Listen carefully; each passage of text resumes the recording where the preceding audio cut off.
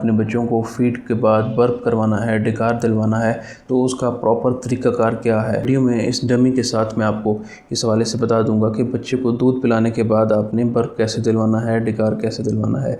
तो अगर आप बच्चे की चिन पे फोकस करें, अगर आप कंधे के साथ लगा रहे हैं तो ये चिन आपके कंधे के ऊपर प्लेस होनी चाहिए, ताकि क्योंकि इस एज ग्रुप में बच्चा अपनी नेक होल्डिंग नहीं कर पा रहा होता, तो उसकी वजह से फिर जो गर्दन है वो इधर उधर मूव करेगी, तो उसकी जो वर्टिब्रास हैं उनको प्रॉब्लम होने का ख़तरा हो सकता है, स्पाइनल कॉर्ड डैमेज हो सकता है। तो आप गर्दन को सपोर्ट दें, चिन आपके कंधे के ऊपर प्लेस होनी चाहिए। और उसके बाद 10 मिनट, 15 मिनट और समटाइम बच्चा 20 मिनट लेता है, डिकार ले लेता है।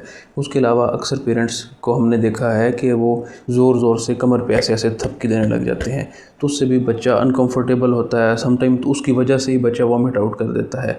और जब आप इतना प्रेशर देंगे कमर के ऊपर, तो जो बच्चे की एज होती है, ग्रोइंग एज होती है, जो स्कल है वो सॉफ्ट होती है। तो जब स्कल पे भी प्रेशर डलेगा तो उसके अंदर जो ब्रेन है वो ऐसे ऐसे ज़ोर से मूव करेगा, स्कल के साथ वो टकराएगा, तो दिमाग के अंदर चोट लग सकती है।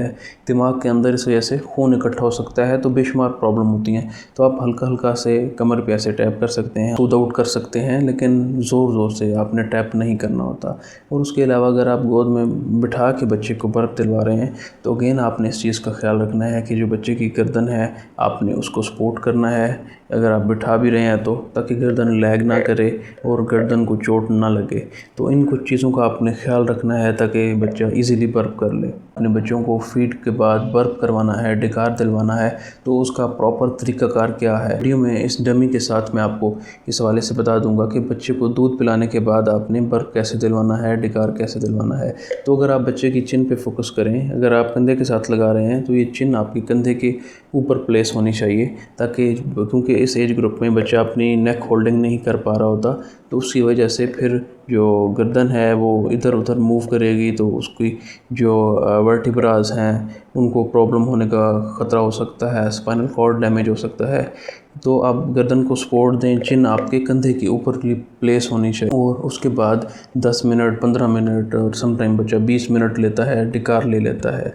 उसके अलावा अक्सर पेरेंट्स को हमने देखा है कि वो ज़ोर ज़ोर से कमर पे ऐसे ऐसे थपकी देने लग जाते हैं, तो उससे भी बच्चा अनकंफर्टेबल होता है। समटाइम तो उसकी वजह से ही बच्चा वॉमिट आउट कर देता है।